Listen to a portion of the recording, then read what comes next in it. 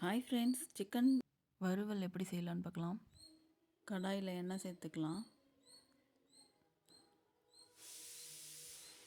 கடுகு சேர்த்துக்கலாம், ஸ்பைசஸ்லாம் சேர்த்துக்கலாம். 2 வெங்காயத்தை நீல வாக்கில் கட் பண்ணி சேர்த்துக்கலாம். சின்ன வெங்காயம் ஒரு 10 சேர்த்துருக்கேன் கூட. இஞ்சி பூண்டு பேஸ்ட் 1 ஸ்பூன் சேர்த்துக்கலாம், வதக்கிக்கலாம்.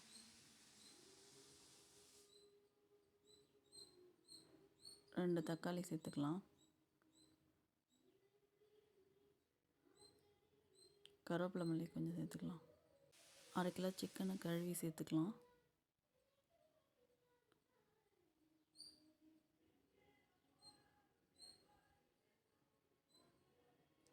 நல்லா வதக்கி விட்டுக்கலாம்.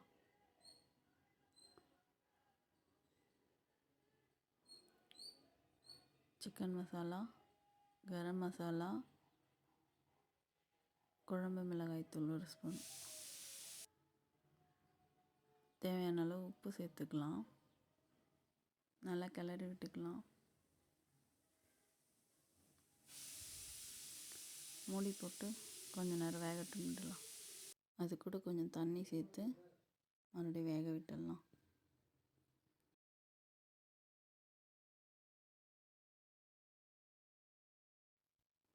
அது கூட கொஞ்சம் கொத்தமல்லி சேர்த்து வதக்கி விட்டுக்கலாம்.